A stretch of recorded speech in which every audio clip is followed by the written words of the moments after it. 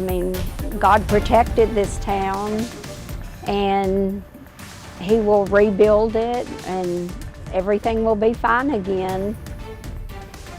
The optimism of the tornado survivors as they speak out and getting a look at the damage from Friday's storms firsthand.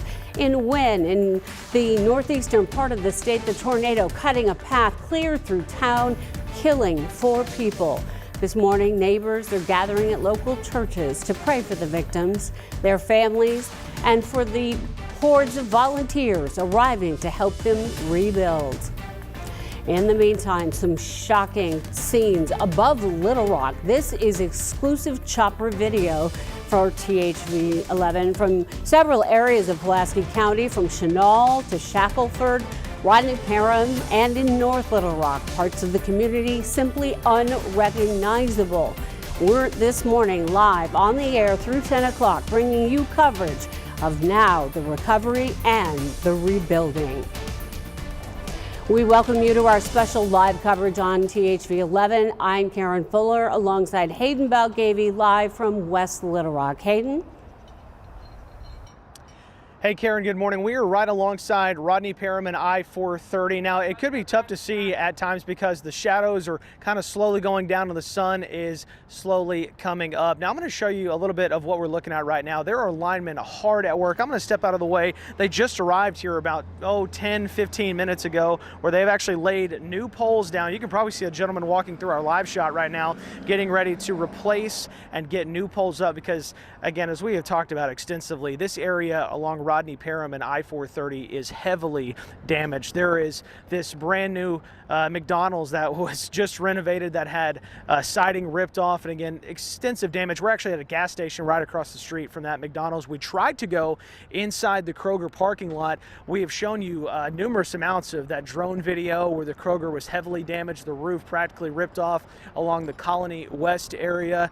Now, we talked to security and Little Rock Police, and they said, we appreciate what you're doing, but we need you out of the parking lot because really only security, Little Rock Police Department, and the National Guard has been present. And now, as we've seen security arrive, we've also seen these amazing workers arrive who are hard at work trying to restore power in what is a heavily damaged area. These guys are arriving, trying to get so many folks just some sense of normalcy, as they've not only, many have lost power.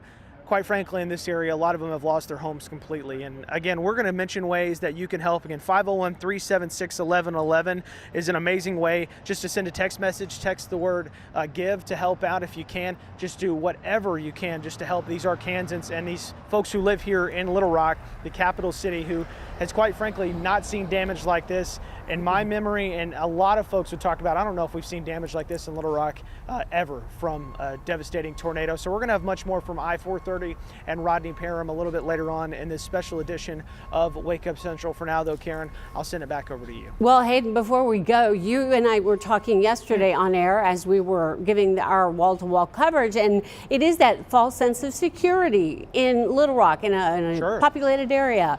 Don't you, now that you see it all, do you feel like we've lost that false security? Oh, absolutely. I don't think anyone who lives in the Little Rock city limits is ever going to feel exactly the same again when a tornado warning or even, quite frankly, a tornado watch is issued. I think guards will be a little more up. We saw video from Friday afternoon of folks going to the grocery store, driving to whatever appointment they had, leaving work. There were so many cars on the road just along I-430, which is just to my left, and of course Rodney Parham, Cantrell Road, areas that were hit significantly by that tornado.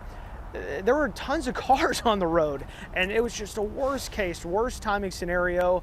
But thankfully, here in Little Rock, you even heard Mayor Frank Scott Jr. say it yesterday, by the grace of God, no one died from this tornado in the city of Little Rock. So again, unfortunately, here in the state, we have confirmed fatalities, and it's a tough number. It's a tough pill to swallow, the 4 in Wynne and of course the 1 in North Little Rock. But now the rebuild begins. It began yesterday with a beautiful day. It looks and feels like it's going to be a beautiful Sunday morning and a Sunday afternoon.